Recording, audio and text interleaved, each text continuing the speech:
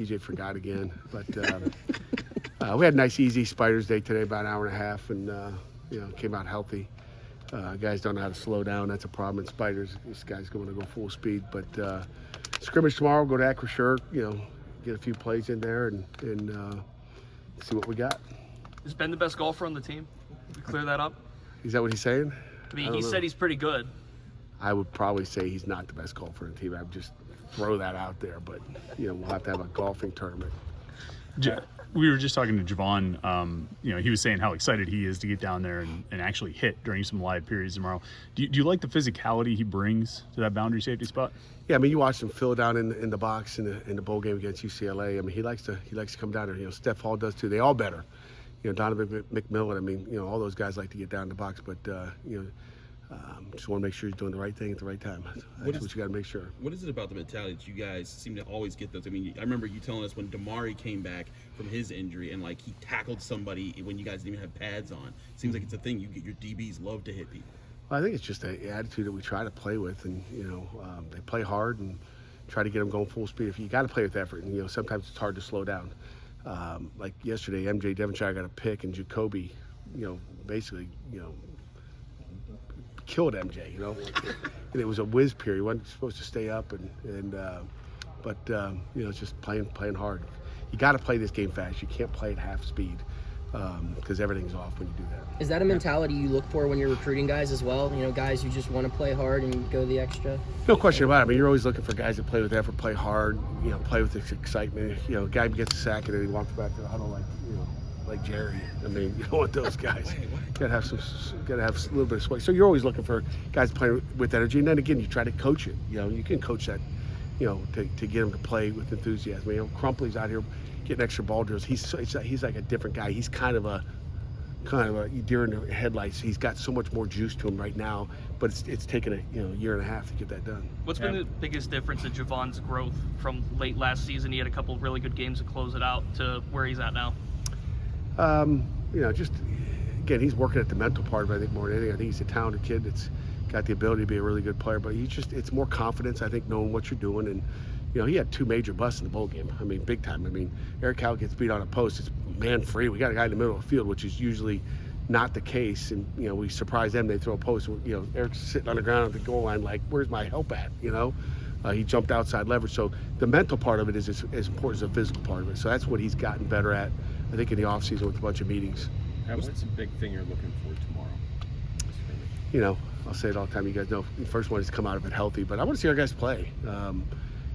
Coaches on the sideline, let them go, and just find out who the players are, in that stadium, I think. And I want to see the offense move the ball, although I want to see the defense stop them. It's one of those. I want to see our deep shots that we missed a year ago. I'd like to see us connect on a few of those. We've done that in the first 6 practices, so it'd be good in Acrisure to see it line up that way. And I would say that it's difficult to find good kickers, but you find 3 in a row in your time here, Blewett, Kessman, and now Ben. What's been the secret for those guys? Yeah, I didn't find Blewett, but I'll take Blewett. You inherited. Yeah, I inherited him, but what's the secret? Wish our secret was as good at the punter situation at times, but it comes down to evaluation. And we knew Ben was a great kicker out of high school. It took him a while just to mentally be as mature as he. I don't think a year and a half ago he could stand in by this microphone and even carry a conversation. But now he's so much more mature. Guys got to grow up, but we knew he had a leg. I mean, there's very few times we offer scholarships to kickers out of high school. Usually they got to come walk on, spend a couple years and then get that scholarship from the guy prior to. So that's usually, as a matter of fact, I think Kessman, I think we did offer him out of high school. So, if they're good enough, we're going to offer them. How's punting coming along? I think right now, punt team is looking, pretty decent. Again, unfortunately, we've been stuck in here, so we're hitting the roof a lot. So we'll find out a little bit more when we get to go outside. Ben, with the kicker, how much of it is Andre? And you guys have been together a long time. What is it that he does to help those guys? You're talking to place kickers. Yeah. It's funny. Andre's a special teams coordinator. Coach Partridge really works with the kickers as well. He's kind of the kicking guru.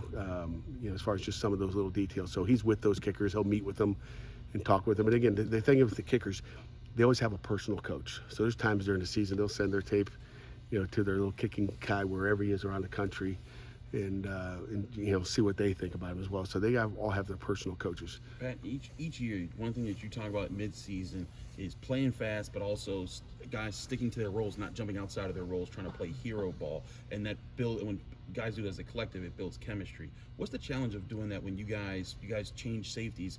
Like this past year, you had Eric and Brandon. Now you're moving to Donovan and Javon, and of course you did that with DeMar and Paris moving into Brandon. What's the challenge to get those guys to buy in and keep the continuity when you're doing changes like that? That's what college football is all about. Guys are going to graduate, they're going to move on, and those guys have been ready. It's not like they're just all of a sudden buying in now. They bought in a year ago. They just had to wait their time, and if they get 5 plays a game, they get 5 plays. Try to make it the 5 best plays you can. But they bought in a long time ago, I think, and PJ O'Brien is probably leading the show out there with those guys, and it's what it is. It's what they do. It's just waiting to be that next guy. How has Donovan been through 2 weeks of camp? He's been good. He's been good. We want to see a little bit more live. We've only done, with the practices we've had so far, 6 in. 3 of them have been spiders. So we got 3 in pads, and I think we've had probably, I would say probably 1 hour of total contact where we're live. So we haven't done a lot of live. I think we've had 2 periods a day of some type of live. So it'll be interesting to see what we do when it's a lot of live. Has he looked like the player you thought he might become 3 or 4 years ago at Peters Township? No question about it. We're happy with where he is, and he's learning. He's probably the new guy back there trying to learn it all, but he's picking it up. He's picking it up well, and we're happy with where he is right now.